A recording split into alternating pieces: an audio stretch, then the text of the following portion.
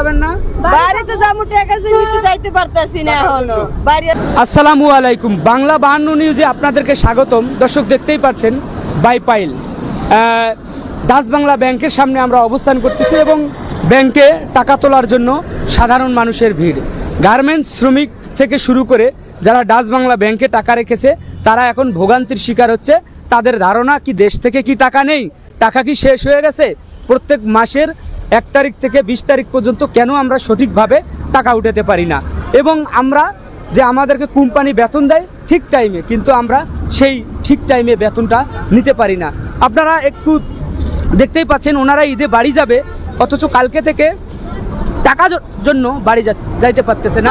আমরা একটু তাদের মতামত শুনবো। তো ভাই, কালকে কয়বার এসেছিলেন? কালকে 5টা বাজে আমাদের টাকা ঢুকছে ব্যাংকে।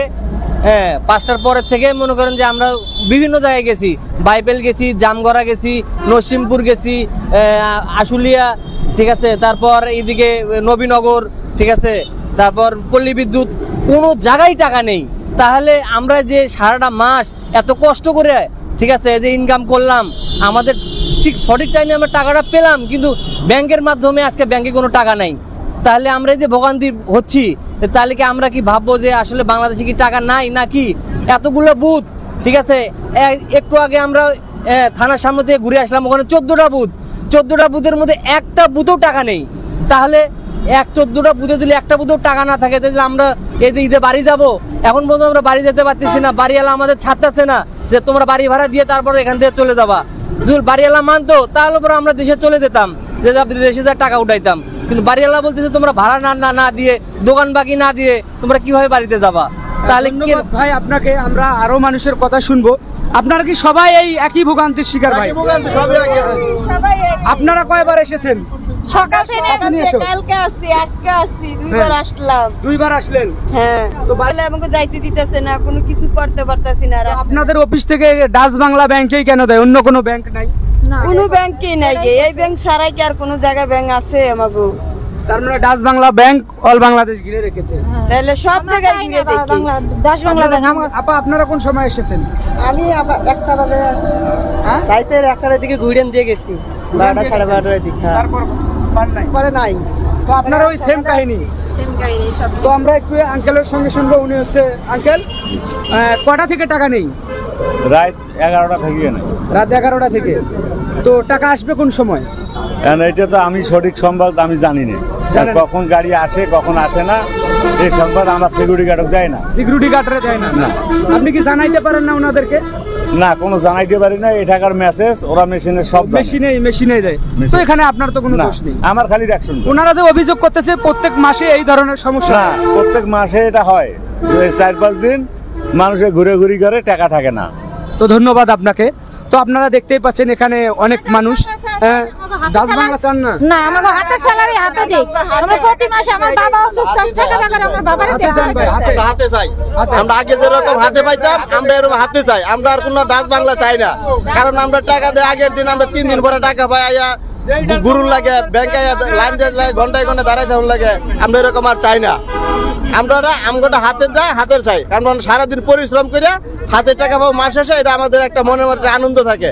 বাসা থেকে আইসে 2-3 বার করে আইসে ঘুরে যায়, যে ব্যাংকে টাকা নাই, তারপরে যাও টাকা পাবো 2 ঘন্টা 3 ঘন্টা সিরিয়ালে দাঁড়াই থেকে টাকা পাওয়া যায় না। তারপরে কি দেওয়া যায়, 2-1 মাস পরে পরে কাট যায়, কাট পরে যায়। এই কার্ডের টাকার জন্য আবার 2-3 দিন ভোগান্তি করতে হয়। আমরা এটা চাই না।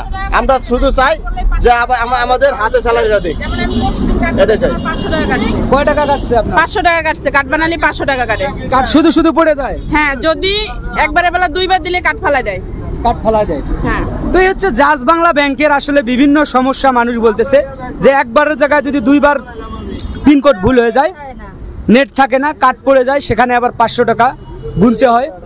হ্যাঁ, ওই 500 টাকা জরিমানা দিয়ে নতুন করে কার্ড দেয়া হয়। আমাদের তো প্রতি বছরে 480 টাকা করে কেটে নেয়। তাহলে আমাদের টাকা তাদের দিতে সমস্যা কি? আমাদেরটা তো আমাদেরই দেয়, এটা তো তাদের তো দেয় না। আর আমরা যে ভোগান্তি হচ্ছি, বাড়ি যাইতে পারতেছি না, আমাদেরও তো মা বাবা আছে, ভাই বোন আছে, আমাদের তো দেখার ইচ্ছা আছে। তাই আমরা ডাচ বাংলা চাই না, আমাদের হাতে চালে হাতে চাই।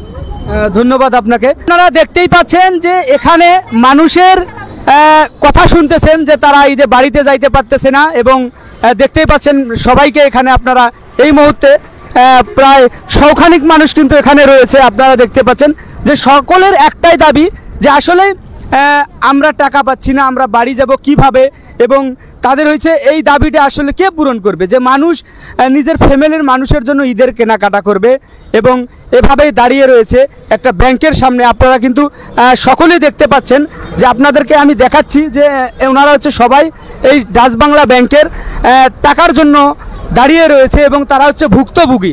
ওনাদের বিভিন্ন অভিযোগ, ওনারা বলতেছে যে একবারের জায়গায় দুইবার পিনকোড ভুল হয়ে গেলে তখন কার্ডটা তারা রেখে দেয়, অটোমেটিক মেশিনের নিচে পড়ে যায়, সেখান থেকেও 500 টাকা নেওয়া হয়। তো এটা হয়তো বা সমস্যা সাময়িক সময়ের জন্য, কিন্তু না, প্রত্যেক মাসে 5-7 দিন এরকমই থাকে। তাহলে কোম্পানি যে বেতন দেয় 1 তারিখে 5 তারিখে, তাহলে কোম্পানি এত আগে বেতন দিয়ে তাহলে কোম্পানির মালিকের তো কোনো লাভ হইল না। আমরা চাই এটা দ্রুত এটার সমাধান হয়ে যাক ডাচ বাংলা ব্যাংকের, এবং সংশ্লিষ্ট কর্মকর্তা যারা রয়েছে ডাচ বাংলা ব্যাংকে তাদের প্রতি দৃষ্টি আকর্ষণ করতেছি, আপনারা এই বিষয়টা দ্রুত সমাধান করবেন। এবং ঈদের একটা অবস্থা, মানুষের মনের কষ্ট আসলে মানুষ ছাড়া অন্য কেউ বোঝে না। ভালো থাকবেন, সুস্থ থাকবেন, ভিডিওটা শেয়ার করবেন। আসসালামু আলাইকুম।